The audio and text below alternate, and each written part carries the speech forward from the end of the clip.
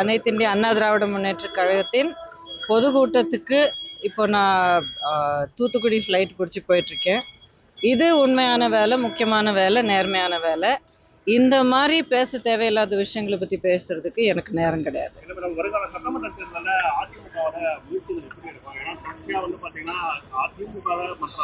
இல்லைங்க, இப்போ நம்ம புதுசா வந்துட்டு இப்போ ஒரு முடிவு எடுத்தாங்க, மாத்தினாங்க அப்படிங்கிறது அவங்கள பத்தி பேசுறது வேற. வாழ்நாள் முழுவதும் ஒரு 2 மாபெரும் தலைவர்களால் அடையாளம் காட்டப்பட்ட ஒரு தலைவர் அப்படின்னு சொல்லிட்டு இத்தனை வருஷமா இத்தனை தசாப்தங்களா சொல்லிக்கிட்டு, அதுக்கப்புறம் அம்மாவால் காட்டப்பட்ட 2 தடவை தமிழ்நாட்டுடைய முதலமைச்சர் பதவியும் அவங்க வந்து ஏற்று இவ்வளவும் அம்மாவால் கிடைச்ச ஒருத்தர் இன்னைக்கு அவருடைய இந்த ஒரு மூத்த தலைவர் அப்படின்னு சொல்லிக்கக்கூடிய ஒரு அளவில் இருக்கிற ஒரு நிலையில யார் வந்து அதிமுகவுக்கு மட்டும் இல்லை, அம்மாவுக்கு வந்து இவ்வளோ வந்து துரோகம் பண்ணியிருக்காங்க, இவ்வளோ வந்து துன்படுத்தியிருக்காங்க அப்படிங்கிற அந்த கட்சிக்கு யாரை வந்து அதிமுகவுடைய ஆரம்பத்திலிருந்து தீய சக்தி அப்படின்னு சொல்லி அவ்வளோ கடுமையாக நம்ம எதிர்க்கிறோமோ அந்த கட்சியில் போய் சேர்றது அப்படிங்கிறது ஒரு துரோகத்தின் உச்சகட்டம், அவகாசவாதத்தின் உச்சகட்டம். என்னங்க மகிழ்ச்சி யாருக்கு ஏற்படுத்துதுங்க? அவருக்கு ஏற்படுத்துது அப்படின்னு சொல்லியிருக்காரு. அவருடைய மகன் ரவீந்திரநாத்தும் போய் இணைஞ்சிருக்காங்க.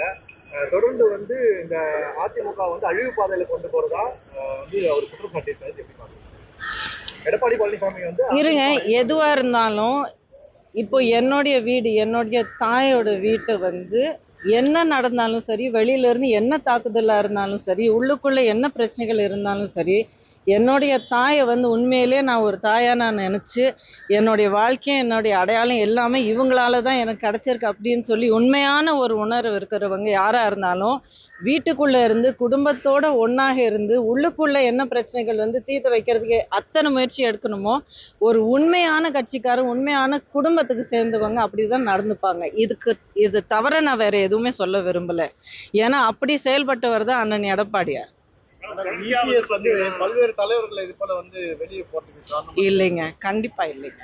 என்ன நடந்துட்டு இருக்கு, எப்படி நடந்துட்டு இருக்கு எல்லாமே தெரியும். இன்னைக்கு வந்து அனைத்து இந்தியா இல்லைங்க, இன்னும் எத்தனை பேர் இருக்காங்க மாபெரும் தலைவர்கள், அவ்வளவு மூத்த தலைவர்கள் எத்தனை பேர் இருக்காங்க. அவங்கள வந்து நீங்க பேசாம இருக்கிறதோ இல்ல கண்டுக்காம இல்ல கணக்குல கொண்டு வராம இருக்கிறது அப்படிங்கிறது ஒரு திசை திருப்பறதுக்கான ஒரு முயற்சி தான்.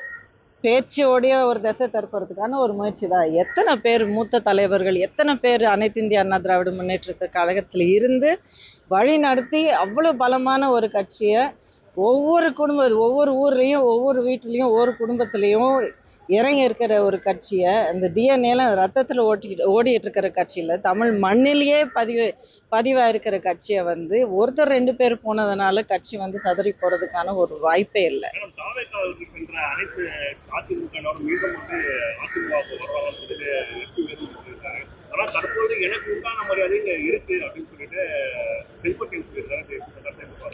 அண்ணன் வேலுமணி அவர்கள் சொன்னது 100க்கு 100 உண்மைதான்.